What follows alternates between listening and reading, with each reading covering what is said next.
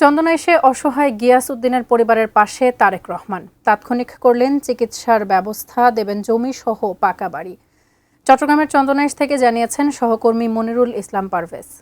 আচ্ছা, আমরা আজকে চট্টগ্রামের এই যে চন্দনেশ্বর একদম শেষ মাথায় এসেছি। আমরা এখানে এসে যেটি দেখতে পেলাম যে বিএনপির পক্ষ থেকে কাশেম যিনি ভাইরাল হয়েছেন আসলে অনেকগুলো ওনাকে অনেকগুলো মিডিয়াতে দেখানো হয়েছে।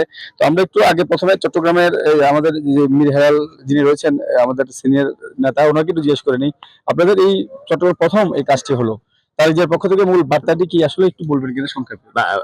আমি একটু আপনাকে ঠিক করে দিই, এটা প্রথম না।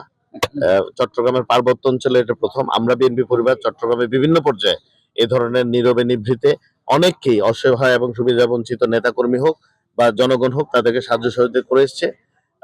এখানে যে বার্তাটা দেশনায়ক তারেক রহমানের, যে আমরা যদি উদ্যোগ নেই, মানবতার সেবার দিকে এগিয়ে আসি, এটা ব্যক্তিগত উদ্যোগে হোক, এটা সরকার হওয়া লাগে না, উনি এখনো সরকারে নেই, কিন্তু এরপর ওনার ব্যক্তিগত উদ্যোগে এই যে আমরা বিএনপি পরিবার নামে একটি সংগঠন উনি দাঁড় করেছেন, এটাই হচ্ছে ওনার যে মানবিক নেতৃত্বের গুণাবলী, সেটাই প্রস্ফুটিত হয়।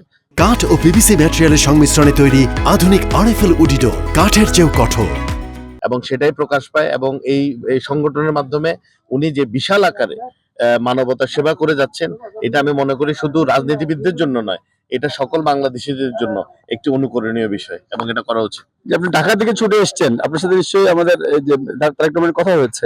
আসলে উনি আপনাকে ঢাকা থেকে এই যে চট্টগ্রামে আসা বা এই চট্টগ্রাম নেতৃবৃন্দকে নিয়ে আপনি এই যে ভাইরাল যে গিয়াসউদ্দিন, কি আসলে কি দেখলেন বা কি করবেন? না গিয়াসউদ্দিন একটি মানে খুবই আর কি দুস্থ একটি ব্যক্তি, এবং তিনি নিজে অনেক অসুস্থ, এবং তার পরিবারের যে দুর্দশা, এগুলো আসলে জনাব তারেক রহমান একটি বেসরকারি টেলিভিশনে যখন প্রচার হয়, এটা দেখে আমাদেরকে পাঠিয়েছেন, এবং যৎসামান্য তাকে সাহায্য করেছি। এবং তার চিকিৎসা সবার আগে তার চিকিৎসা প্রয়োজন। তার চিকিৎসার জন্য স্থানীয় বিএনপি এবং আমরা বিএনপি পরিবার ব্যবস্থা নিব। এবং এই জায়গাটি যেহেতু তার না, এজন্য এখানে অস্থায়ীভাবে তার একটি বাড়ি নির্মাণ করে দেব। এরপরে স্থায়ী একটি জায়গার ব্যবস্থা করে তাকে একটি স্থায়ী বাড়ি নির্মাণ করে দেওয়া হবে, যাতে সে স্বাচ্ছন্দ্য পরিবার নিয়ে বসবাস করতে পারে। আপনার কাছে কেমন লাগছে এই যে ঢাকা থেকে নেতৃবৃন্দ, চট্টগ্রামের নেতৃবৃন্দ সবাই আসলো আপনার বাসায়? আমার কাছ থেকে খুব আনন্দ লাগছে। কি বলবেন আসলে ওনাদের জন্য কোন রকম কামনা আছে কিনা?